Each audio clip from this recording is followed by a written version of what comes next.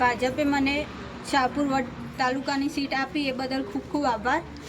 મારું education nursing લગતું છે, તો હું આગળ નર્સિંગ લગતું અથવા સ્વાસ્થ્ય લગતું જે થાય એમાં સારું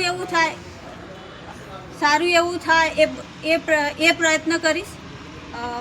સ્ત્રીઓના લગતા કોઈ પ્રોબ્લેમ હોય, આરોગ્યના લગતા જે પ્રોબ્લેમ હોય એરા એક સ્ત્રીને જ કહી શકે છે, તો હું બને એટલો ટ્રાય કરીશ આરોગ્યના લગતી સારી એવી સુવિધા આપી શકું. એ વિશ્વાસ છે કે મારા ગામના લોકો અને શાહપુર વડના લોકો મને સારા મતથી જીતાડશે.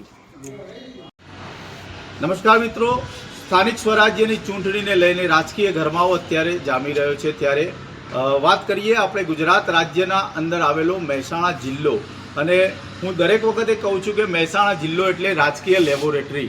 આ રાજકીય લેબોરેટરીનું વડનગર તાલુકો, આ વડનગર તાલુકાની ચૂંટણીની જો વાત કરવામાં આવે તો ખાસ કરીને સમગ્ર ગુજરાત સહિત દેશની નજર આ તાલુકા ઉપર જોવા મળતી હોય છે, કારણ કે વડાપ્રધાન નરેન્દ્રભાઈ મોદીનું આ વતન કહેવાય છે, અને આ વતન ઉપર હંમેશા ભારતીય જનતા પાર્ટીનું કમળ ખીલેલું રહેલું છે. ત્યારે આ વખત કોંગ્રેસ પણ મજબૂત દાવા કરીને પોતાની જીતની સંભાવનાઓ વ્યક્ત કરી રહી છે. એ તમામની વચ્ચે અત્યારે જોઈએ તો એ રાજકીય ગરમાવાની વચ્ચે અત્યારે ભારતીય જનતા પાર્ટીએ ઉંડઈ શાહપુરની જે સીટ છે એ સીટ ઉપર શિક્ષિત મહિલા ઉમેદવારને ઉતારીને પોતાનું એક શિક્ષિત ઉમેદવાર તરીકે એમને એક મહિલાને ઉતારેલા છે. ત્યારે એ ગામના લોકો, સામાજિક અને રાજકીય તમામ આગેવાનોનો સપોર્ટ એ મહિલા ઉમેદવારને અત્યારે મળી રહ્યો છે. ત્યારે સીધી આપણે વાત કરીશું. ગામના એક આગેવાન છે, શું કહેશો? શું નામ છે પહેલાં તો આપનું? પીવી પટેલ. પીવી સાહેબ, શું કહેશો કે અત્યારે શિક્ષિત ઉમેદવારને ઉતારવામાં આવે છે? જો ભાજપ જે પસંદગી કરતો હોય છે ઉમેદવારની, એ બહુ કસોટી દ્વારા કરતો હોય છે, અને એમાં અમારા મિત્તલબેન છે એમની પસંદગીથી છે. એ પોતે નર્સિંગ કરેલું છે, એટલે એમનું ફોકસ પહેલું નર્સિંગ વિભાગ તરફ પહેલું રહે, એટલે બહેનોના આરોગ્ય પ્રત્યે અને બહેનો પ્રત્યે એમની પહેલી તકેદારી રહેશે, અને બહેનોના સ્વાસ્થ્ય અંગે અને શિક્ષણ અંગે પૂરેપૂરું કામ કરશે એવો અમને વિશ્વાસ છે. અને શાહપુર સીટ પર કોઈ હરીફાઈ જેવું છે જ નહીં, એક તરફી જ છે. અમે ચોક્કસ વિજય બનવાના છીએ. તો શિક્ષિત ઉમેદવાર છે એટલે મહિલાઓના આરોગ્યના પ્રશ્નને લઈને એક મહિલા ઉમેદવાર તરીકે એ સપોર્ટેડ રહી શકે છે. ત્યારે ગામના જ એક સરપંચ છે, એ પણ એમના સપોર્ટમાં આવેલા છે. શું કહેશો? કારણ શું પહેલાં તો સપોર્ટ આપવાનો? ભાજપને સપોર્ટ આપવાનું કારણ એટલું જ કે આખા રાજ્ય લેવલે અને દેશ લેવલે ભાજપની સરકાર બનતી હોય તો અમારા ઉમેદવારને ભાજપની સીટ ઉપર જીતાડવા એવું મહત્ત્વ અમે વધુ આપીએ છીએ. તો મિત્તલબેનને અમે વધુ મતથી અમે જીતાડીશું, અને પૂરા સપોર્ટથી વિજયી બનાવવા માટે અમે કટિબદ્ધ રહીશું. ખાસ કરીને ગામના વિકાસના મુદ્દા હોય છે, શું કહેશો? શિક્ષિત ઉમેદવાર ભારતીય જનતા પાર્ટી આપે. શિક્ષિત ઉમેદવાર ભારતીય જનતા પાર્ટીએ જે અમારો પસંદ કરેલો છે એમાં મિત્તલબેને જીએનએમનો કોર્સ કરેલો છે નર્સિંગનો, તો બહેનોને પૂરેપૂરું સ્વાસ્થ્ય અંગેની કોઈ પણ બીમારી અંગેની પૂરી માહિતી સ્ત્રીઓને જણાવી શકે.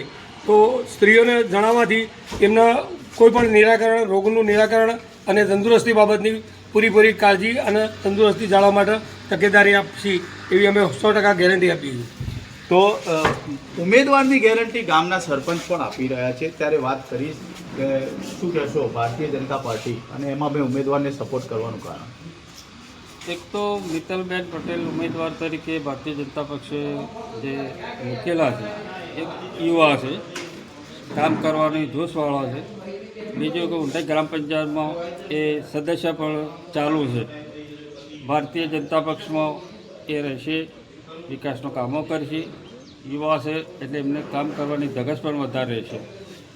ભારતીય જનતા પક્ષ ગુજરાત લેવલે, ભારત લેવલે, આખા દેશમાં એની સરકાર ચાલે છે.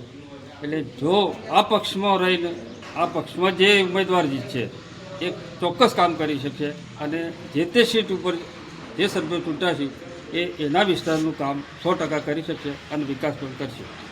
તો સમાજ લેવલની જો વાત કરીએ તો સમાજ તરફથી સપોર્ટ કેવો મળશે? દરેક સમાજ સપોર્ટ આપવા તૈયાર જ છે અને સપોર્ટ આપું જ છે.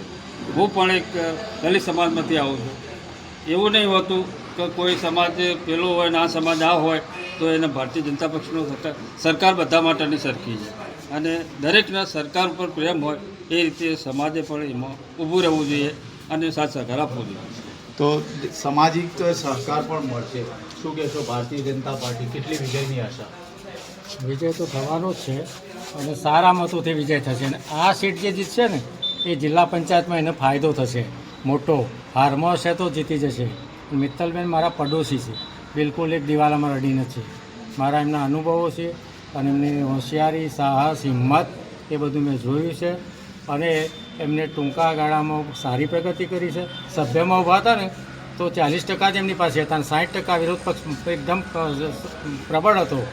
પણ મેં કીધું હાર જ છે ભાઈ આપણી, પણ છતાં છેલ્લા 2 દિવસમાં એમને મહેનત કરી અને 60ની જગ્યાએ એમને પોતે 65% મત લાવ્યા અને આમેનો ઉમેદવાર જે જથ્થાવાળો હતો અને જેની પાસે મતો હતા એ પણ હારી ગયો. ત્યાં શિક્ષિત ઉમેદવાર હોવાથી ગામના લોકો પણ સપોર્ટ તરફ વધી રહ્યા હોય તેવું જણાઈ આવે છે. હવે જોવાનું એ રહ્યું કે આવનારા સમયમાં જનતા શું જનાદેશ આપે છે, કેટલી બહુમતીથી કોણ જીતે છે. આવા જ વિડીયો, આવા સમાચાર હવે તમને લગાતાર બતાવતા રહીશું. નમસ્કાર.